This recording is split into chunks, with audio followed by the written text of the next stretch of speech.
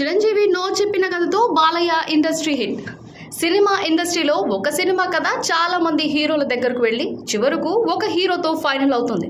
ఇలా ఒకరి కోసం రాసుకున్న కథతో మరో హీరోతో సినిమాలు చేసినవి చాలానే ఉన్నాయి.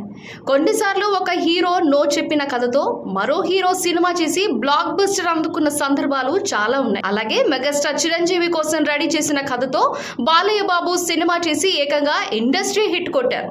అప్పట్లో ఆ సినిమా ఓ సంచలనం అనే చెప్పాలి. ఇంతకు ఆ సినిమా ఏది? ఎందుకు చిరంజీవి మిస్ చేసుకున్నారు? బాలయ్య దగ్గరకు ఆ కథ ఎలా వెళ్ళింది? ఆ కథ ఏంటో ఇప్పుడు చూద్దాం. కోడి రామకృష్ణ ఎన్నో అద్భుతమైన సినిమాలు తెరకెక్కించి ప్రేక్షకులను అలరించారు. అప్పట్లో కోడి రామకృష్ణ సినిమా వస్తుందంటే ప్రేక్షకుల్లో ఉండే క్రేజ్ వేరే. ఆయన తెరకెక్కించిన సినిమాలో మంగమ్మ గారి మనవడు సినిమా ఒకటి. ఈ సినిమా ఎంత పెద్ద హిట్ అయిందో ప్రత్యేకంగా చెప్పాల్సిన అవసరం లేదు. ఈ సినిమా ఓ కల్ట్ క్లాసిక్ అని చెప్పాలి. అయితే ఈ సినిమాను కోడి రామకృష్ణ ముందుగా మెగాస్టార్ చిరంజీవికి చెప్పారట.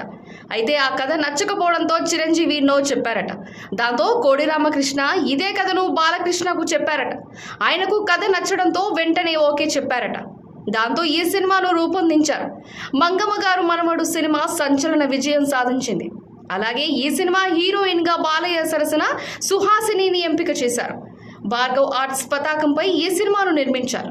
ఈ సినిమా ఇండస్ట్రీలో హిట్ అయింది. బాలకృష్ణకు తిరుగులేని ఇమేజ్ తెచ్చిపెట్టింది.